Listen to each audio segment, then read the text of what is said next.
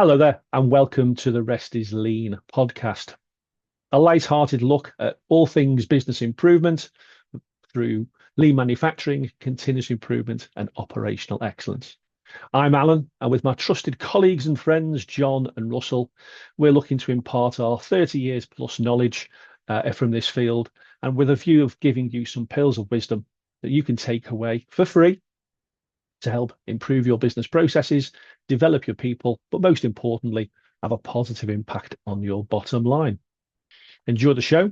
If you want to get involved, feel free to pass on comments, ask any questions in the section below, or drop us an email at therestislean@gmail.com.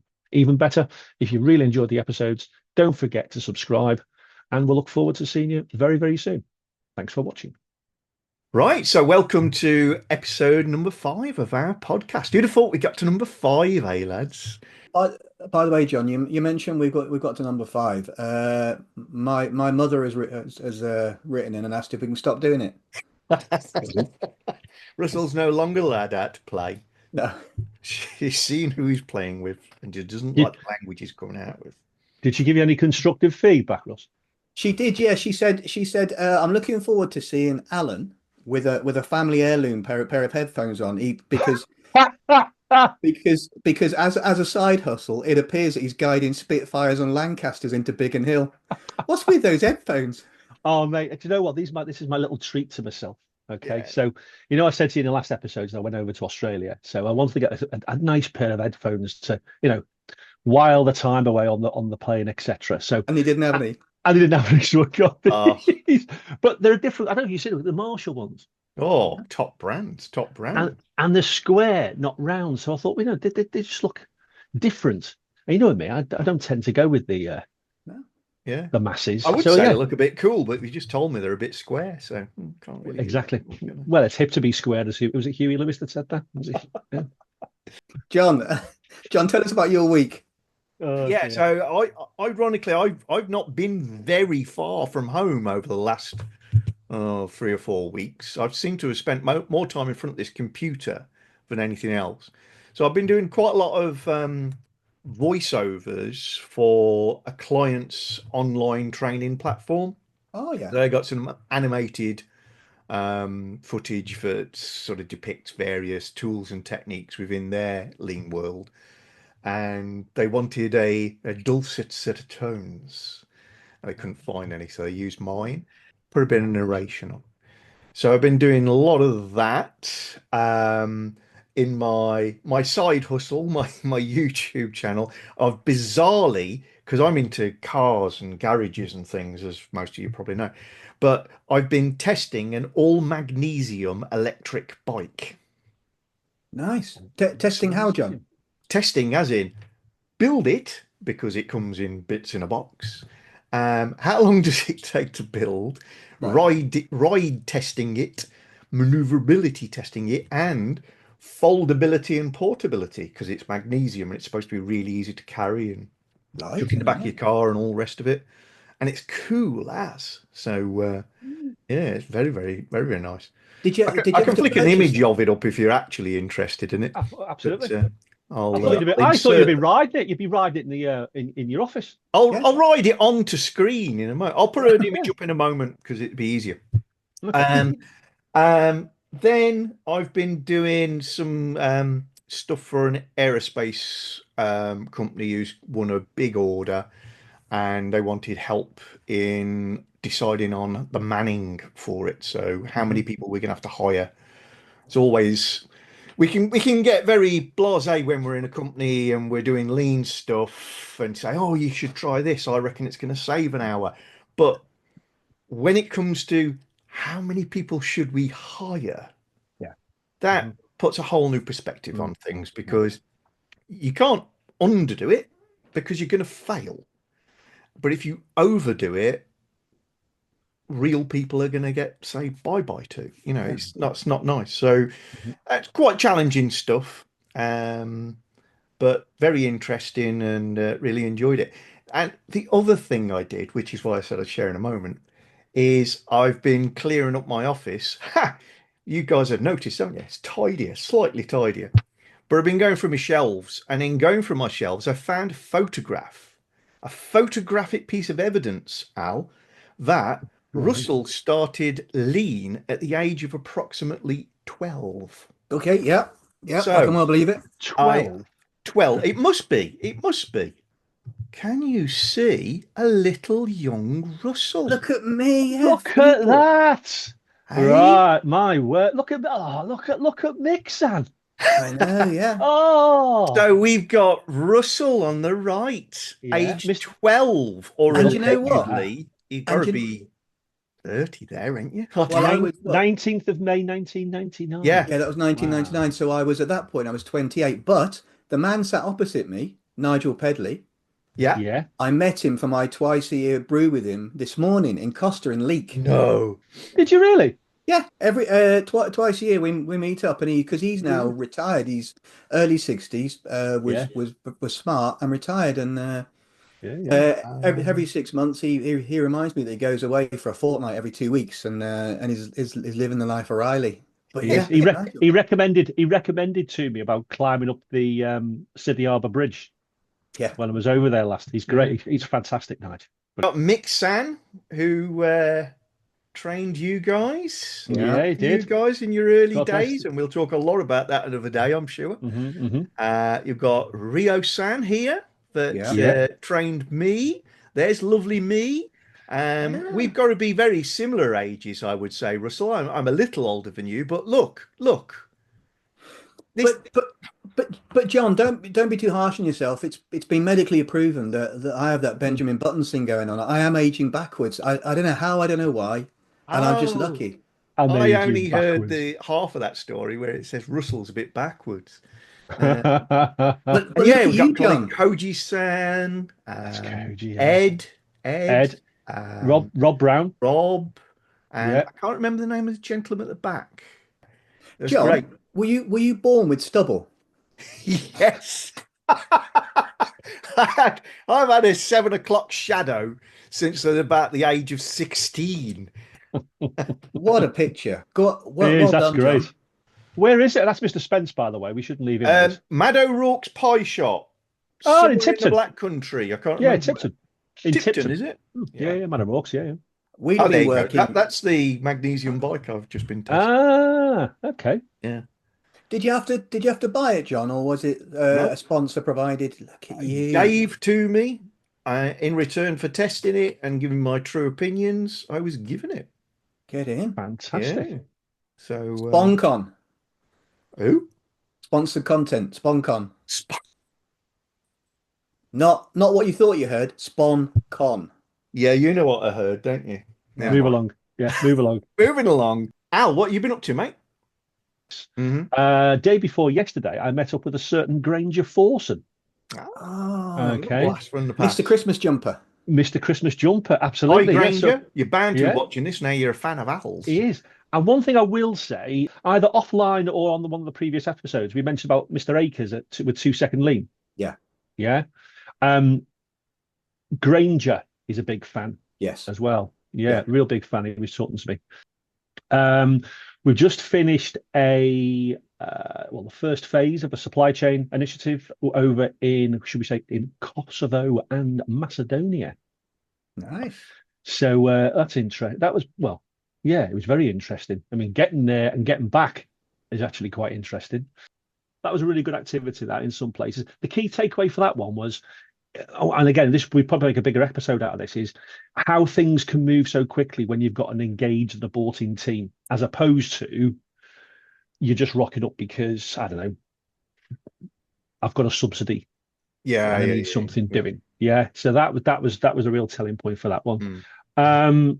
Obviously, I mentioned to you earlier on about the work that we did earlier in the year, the three of us, with Subcon. All right, Yep. so obviously about that for next year. So I had a bit of Yes. ins and outs on that. So we'll We'll talk be about at that Subcon again offline next year, everybody. later on. So there's that. Here's one for you guys. Have you ever heard of TISAX? Are we wandering again TISAX. into specialist No, videos? no. Promise. Well, it was a specialist video, but it's pre-watershed stuff. Yeah. Yeah. So I did some work on TISAX, very, very little, but a small amount when I was my days at Eton. And Yeah, I've been learning a little bit Eaton more. turbochargers, not the clever school. Note. Correct. That's a very good, yes, the power industry. Yeah. What matters work. Anyway, so yeah, no, it was quite interesting. It was like a digital transformation seminar. Hmm. So the importance of obviously when you're looking at moving with the digital age and moving into digital systems, making sure that TSAX is part and parcel of having the right standards and the right approach to making sure that it works robustly, etc. So that was quite interesting. Also, I've been at Warwick University. So again, I think I mentioned to you guys, I've been looking at some work within the gaming industry, the gaming Yeah. and esports. Yeah. Looking at how you can use lean principles to shrink down the development time. Mm. So I had a good session over at Warwick University at their esports facility earlier in the month. And last but not least, nuclear. So obviously, I've been doing some work up in the northwest of England with the MOD, and just up the road is our friends at Sellafield. And I've been working with an old colleague of mine who are looking at putting some quality systems training in for the nuclear industry. Lovely. So I've been doing that. Busy, So yeah, busy. quite varied, just cram it all in. But I've promised myself Monday is my last day, and I'm going radio silent from then. Yeah. Apart from getting the podcast up. Yeah. Al, a vaguely funny story. Judging awards, CMX awards.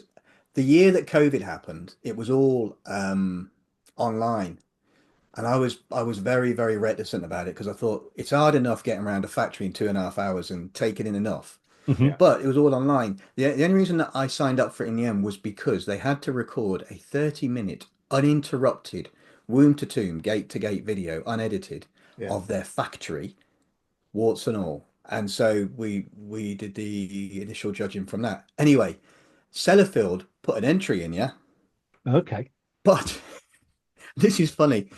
Their paper entry was extremely strong, and I've no reason to doubt that they run a really good ship there. But because of sensitivity and security, they couldn't actually submit the video except for a 20-second clip of something that was unrelated in a corner.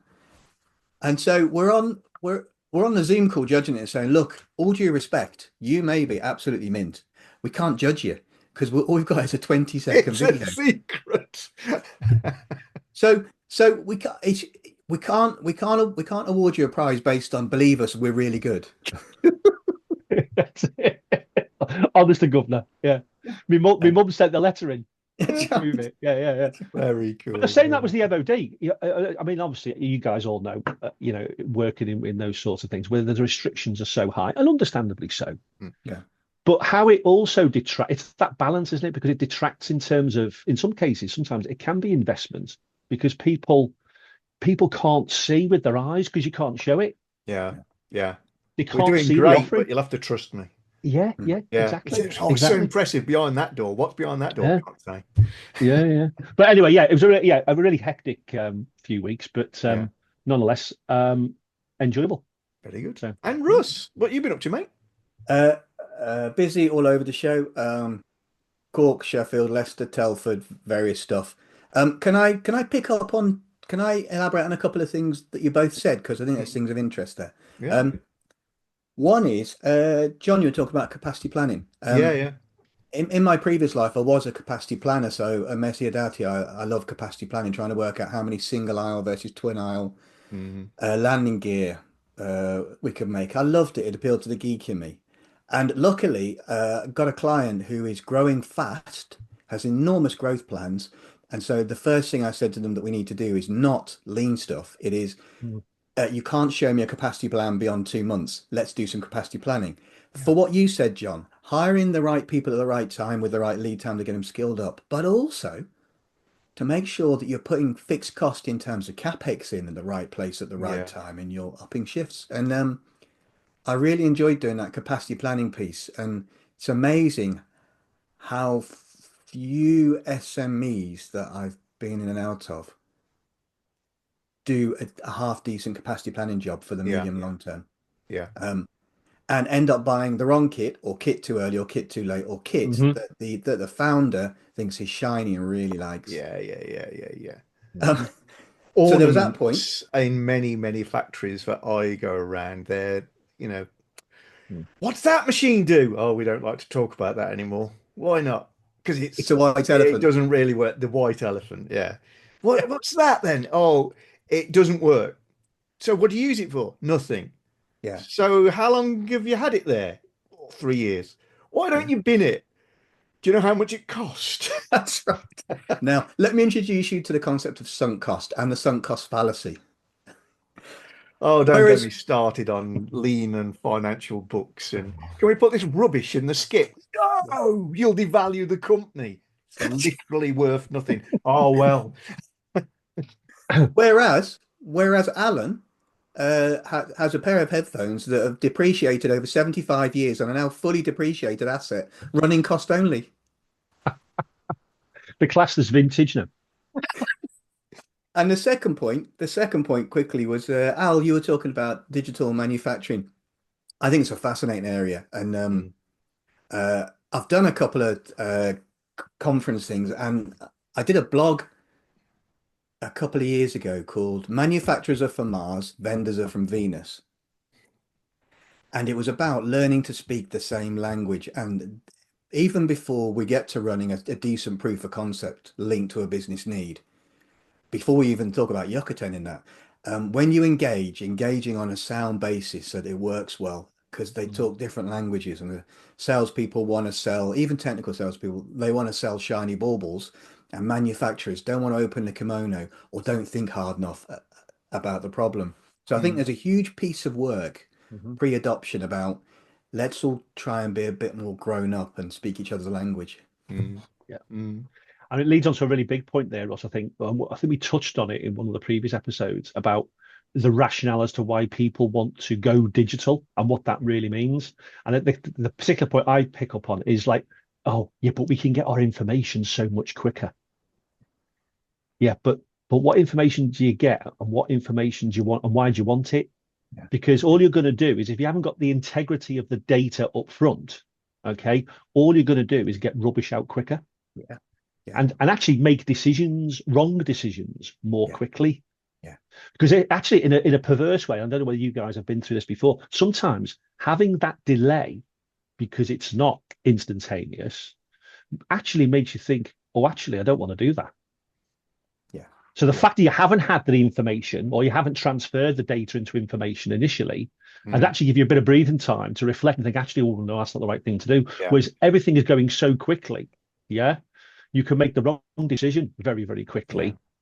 Yeah. And So become that's overwhelmed and drown in the data lake. It's like correct.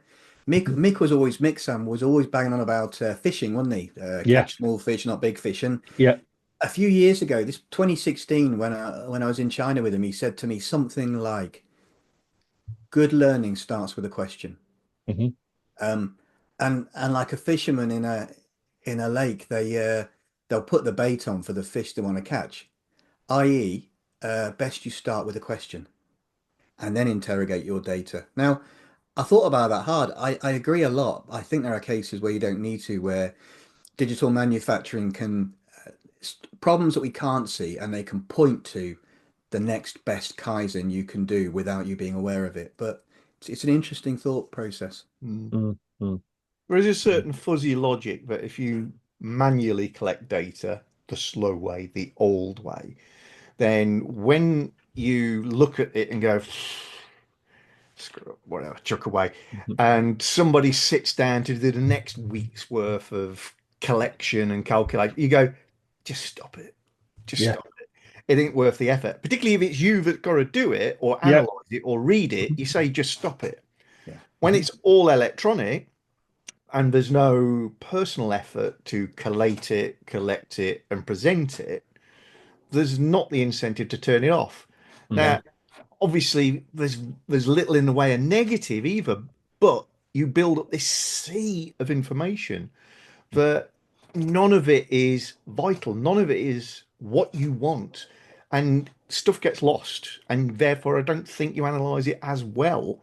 And Mhm. it's to your point, Russ, of start with a question. What do I want to find out? Right, I'll collect info on that. Yeah. Mhm. That's quite focusing.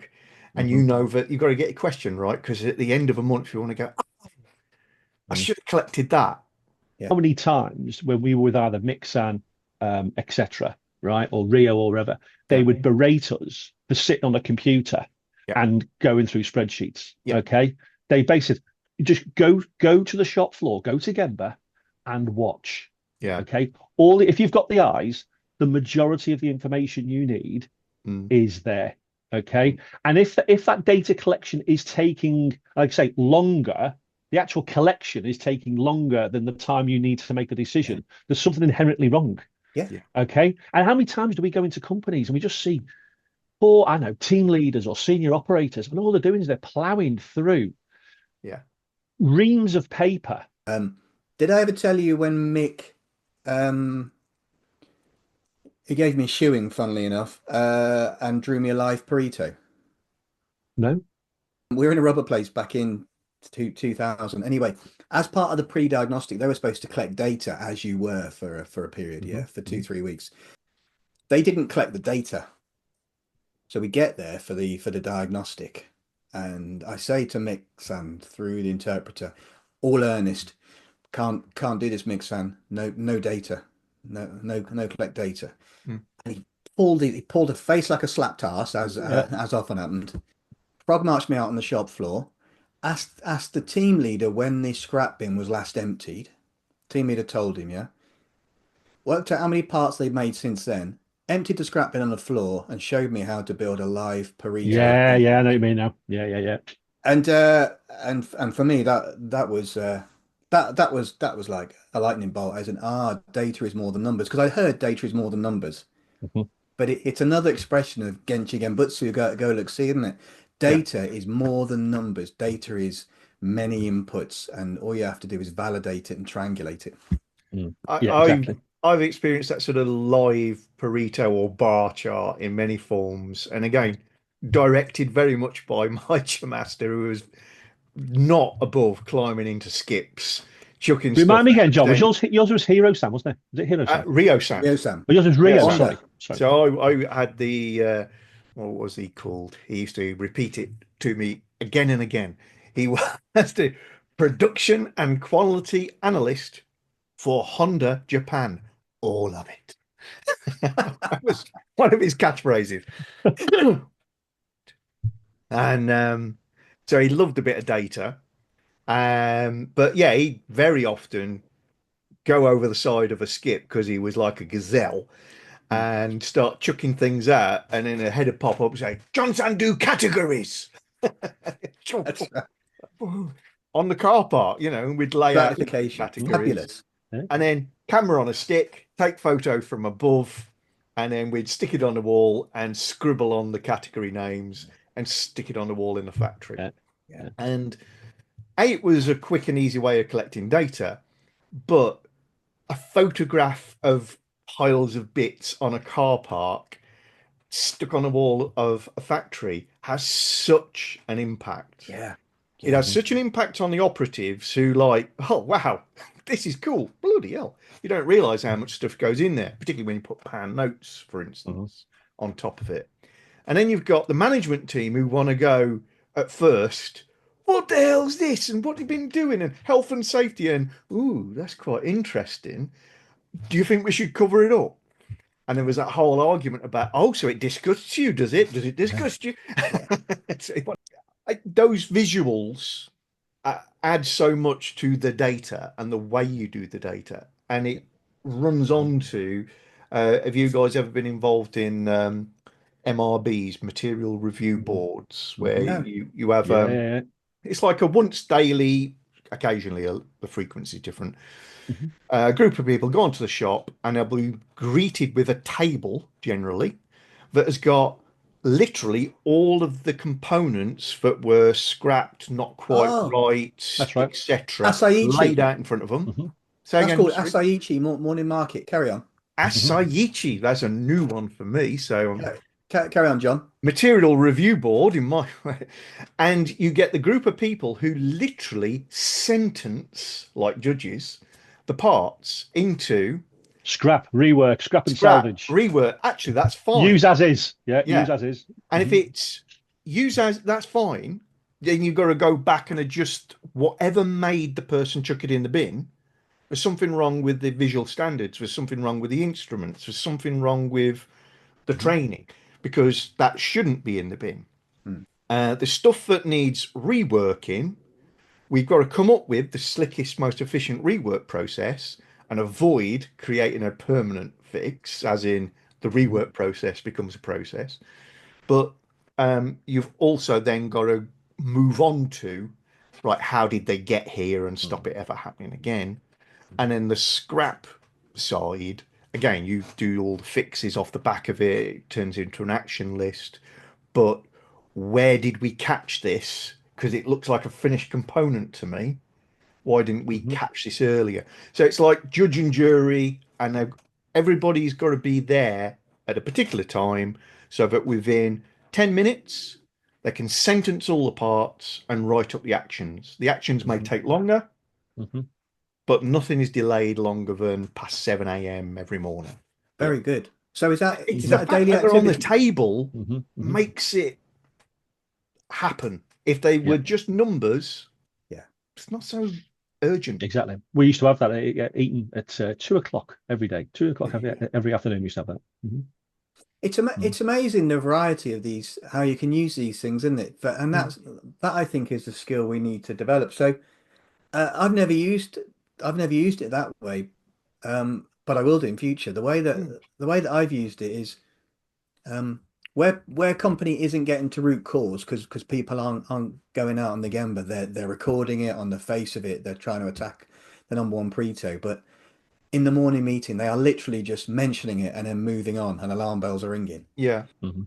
Uh, the morning market, bringing in the products and not announcing it, not making people do anything with it, just putting it there in the room and then letting them gravitate towards it Mhm. is a lead. You can't lead a horse to water. Sorry, you can't. You can lead a horse to water, you can't make it drink, but you can make them thirsty on the way. And Mhm. just putting the parts in there when there's engineers in the room and operators and team yeah. leaders, they're going to gravitate and they're They going to want look to at it. And touch, they want to then, play, they yeah, want to and then understand. you're not overcoming inertia, which is Yeah, a killer for us. You're steering momentum, which is what we want. yeah, Mhm. yeah. Mhm. Yeah, absolutely. And one But of Rio's teachings as well was engineers should be about adjusting parts and people, not about adjusting spreadsheets and numbers. yeah, yeah, So Mhm. pick up a part and go, oh, crack here. Who did that? Is Mhm. different to dealing with the numbers and saying, oh, the values have got we're scrapping more.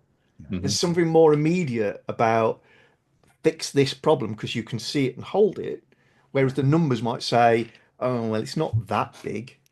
Or Yeah. we've yeah, got less of a problem than we did yesterday, therefore it's not a problem. So I used to say to I used to look at it from a time frame perspective. So what's the short term data and what's the long term data? Mm, Okay. So obviously, as you guys know, you want to collect data for a long period of time because you can understand what your sporadic and your uh, chronic issues are, right? So it's about mm, ensuring that day to day, if you capture it every day, that's more likely to be more accurate. yeah, yeah, So going back to the integrity of the data, if you leave it till the end of the week or the end of the month and start collating it all together, batch and queue, yeah, A, it takes longer. Secondly, it's old news and it's yeah. likely to be wrong. And yeah, and the parts are likely to have damaged each other beyond recognizing what the original fault was. Correct, absolutely. So as you guys know, if you're going down the problem solving routes, the best source of information is the actual part. Yeah, So the MRB is a great mechanism. Okay, depending on where you are in your maturity, shall we say. So the MRB is great, but that's once a day or maybe once every other day. Can you get to the point where you've got some organizations where they're doing it on the hour? yeah. yeah, Well, it takes Mhm. us it takes us down to time compression. It is. Lots of paths lead to time compression, and the fact that you look at delivery. A manufacturing company that's weak will look at delivery performance in terms of monthly buckets, mhm, slightly better weekly buckets, really strong daily and hourly buckets. And our job, I think, is that we push them, we challenge them to move to the next bucket. Not that yeah, we insist that everything is done every day, because if we do that, we end up breaking them. Because yeah, if you're crunching data more than you're actioning it, you're wasting time again. Correct. But if you're crunching data once a month and we get them to a weekly or fortnightly time bucket, that's Kaizen. That's an Yeah. improvement in the Mhm. management system. So Yeah. our job is to calibrate and Mhm. challenge them to move to a smaller time bucket for recognizing their performance, I think. Move the Yeah. Well, resolution of their system on a little bit better, and therefore their reaction times to everything will well, be and that's a really good point you raised there, John, the time of it. So what I think, if I've understood you correctly, Russell, is the improvement is in the frequency of dealing with the information. But Yeah. fundamentally, going back to, I think, your first point earlier on, is taking a step back and saying, how am I currently capturing this data? So not the information, the data that's going to become the information, Mm. and how truthful is it?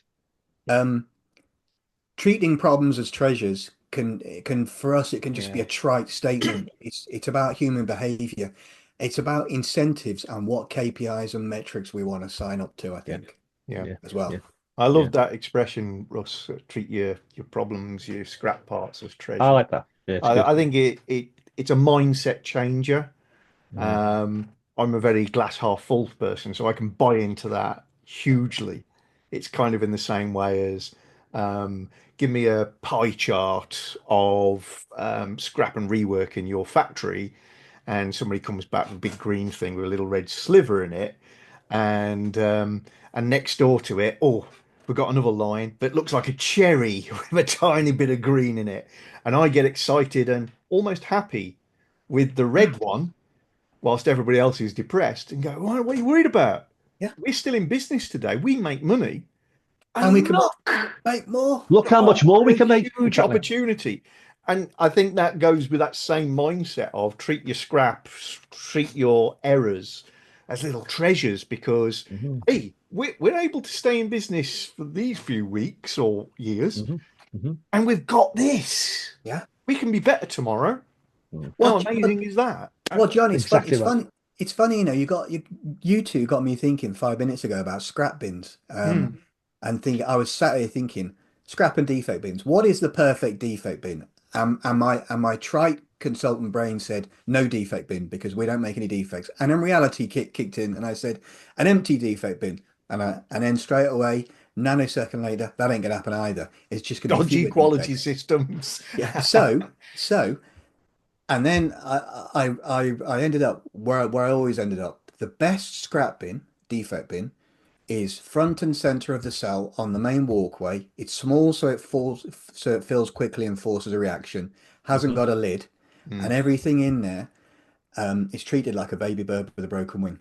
yeah. Yep, He's always bringing it absolutely. back to his gerbil with a gimpy leg. Have you noticed? Oh, that was a bird with a broken wing this time, with a gimpy wing.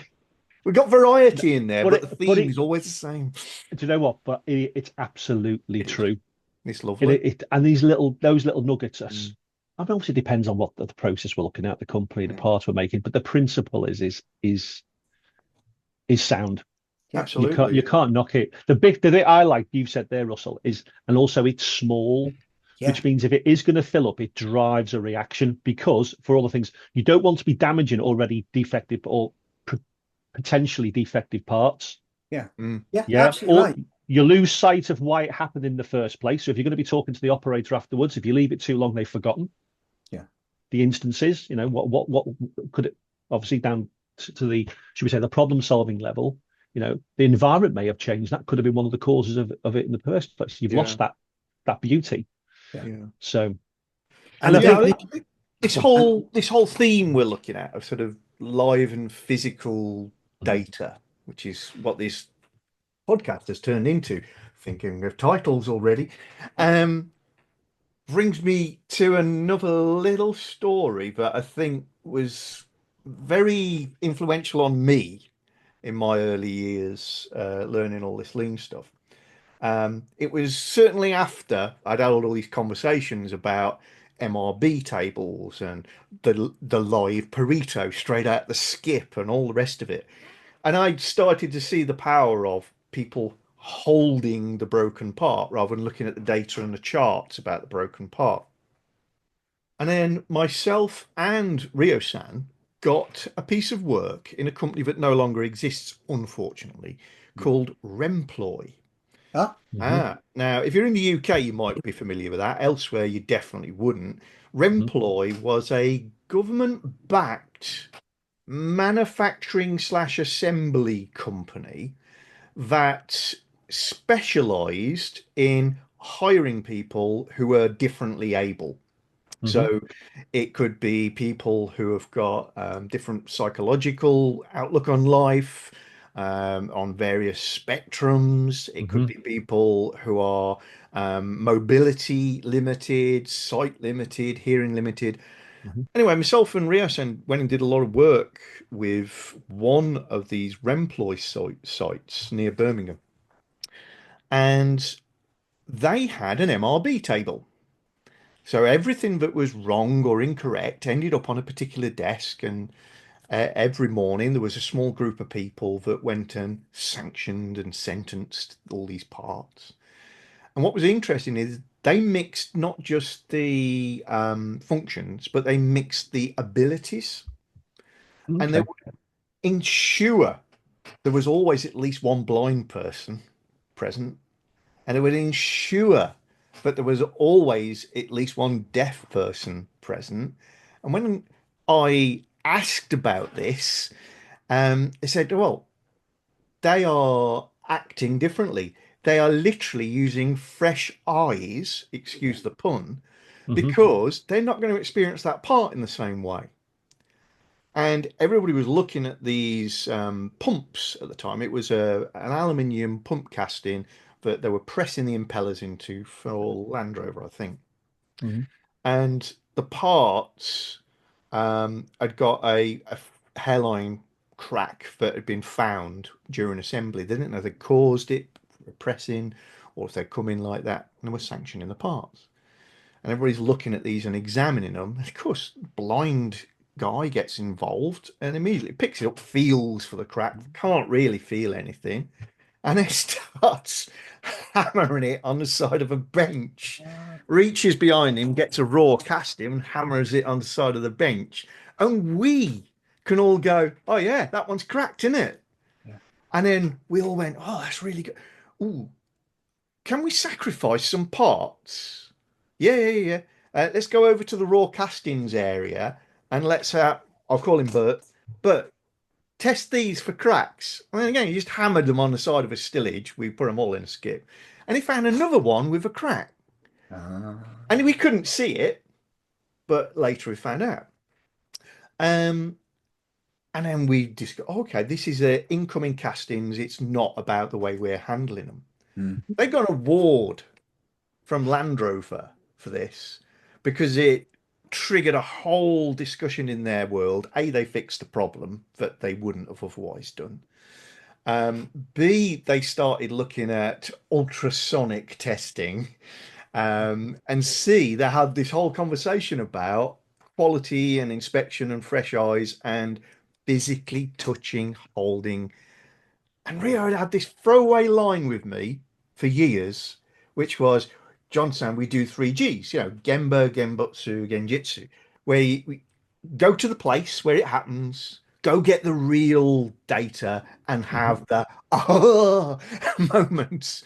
And he always used to say, oh, you can cartoon strip this. What we mean is you see a little man running towards a cross on a map. And then you see the little man um, lick, listen, and I can't remember, touch, I think something like that, the part. And then the third one is a light bulb. Says that's it, that's it. And that middle cartoon, I always use it as a throwaway line. Oh, we need to look at the parts, understand them. You need to have a proper look, close look, get a torch on it, listen to them, lick them. yeah. It's just a throwaway line, but that's where It's it not though, comes John. from me. And it all links back to this idea of live data, fresh eyes, immediacy, and why the hell did we close the employee sites? Yeah. Yeah. Such a I know. loss. I think I remember you doing that, John. I remember when I was at Yeah, IF, I think you were doing that. You did that for a while, I remember. it did go off really well. Yeah, yeah. We did Fun. some layout stuff that include a holy death line. hmm How Just often do you get to work on something with a totally different challenge like that. Well, funnily enough, John, Yeah. I'm halfway through writing a blog about my mother who's disabled, has been since birth, and how her being differently abled is Mm. differently abled, not Yeah. disabled. Yeah, And yeah. her Superpowers. mindset, you are Mm, It's superpowers. superpower. It is a yeah. superpower, Mm, and it got me thinking about this. There's something in Toyota and Toyota Group called Kankotsu, which is a combination of it's a kind of knack. It's five senses a method, and it's capturing the knacks that people have, Mm. things that they can hear, smell, see, touch, and codifying it into a method to help compress the variation of training outcomes for new starters, and to get mhm, them up the learning curve faster. But Mm. it all feeds into, if you're walking around a factory and you're just looking, you're wasting your time, because you should be smelling and you should be hearing. Mm. However, you need to have a calibration to know what that kind of factory should smell Yeah. and sound like. So, mhm, a very good press setter can hear from 200 yards away whether a press is stroking correctly. They can hear Mm. it. mm, mm, A good maintenance person can put their finger into oil and tell the viscosity of it. Mm. And that kind of skill we're not good at capturing. No. mm. That's a really good point. Really good. Okay.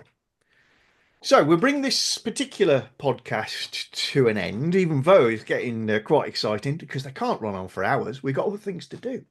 Why not, Um, John? He's got a bike to ride, and I've you've got a got bike to ride out I've there. got a plane to bring down. Yeah. I should say land. I should say So let's land, move shouldn't I, over to really? top tip time. It's top tip time. My top tip for this week is don't underestimate the value of some of your KPIs and measures. We've been talking about measures today. So it's brought to mind a couple of interesting ones. And I would say a really underused KPI is what I would call tool time, what some would call percentage of shift value add. Insert your own phrases, but I'm sure you can see where I'm coming from here. A lot of us in lean world will spend a lot of time trying to identify wastes or trying to identify problems and opportunities. Sometimes it's an awful lot easier to go and do the exact opposite. Mm, Go to the shop floor, lean on a barrier. That's a skill as well. Lean on a barrier, watch, see what's happening. Nothing covert. Tell people what you're doing. And try to capture over the period of a cycle or a loop or a shift, depending on what you're watching, because it could be a transactional task. You could be watching Mhm, people do insurance quotes. It doesn't have to be assembly. And just spot the amount of value added stuff that's going on, mm, and how does that compare as a percentage to the time you had to observe it. And you're going to be very fortunate if you see something over 50%. geez, yeah. mm, Very, very fortunate. And you're probably in a highly automated production line fed environment. And even then, 50% of what you are watching being value added is quite a push. mhm, Once you've got that, compare it to other processes or similar processes in the area. And that will target you on which one has got the most potential. Once you've seen the value added, you can't help but recognize the wastes. So mhm, flipping that process of I'm a lean expert, I'm supposed to be able to spot what they can stop doing.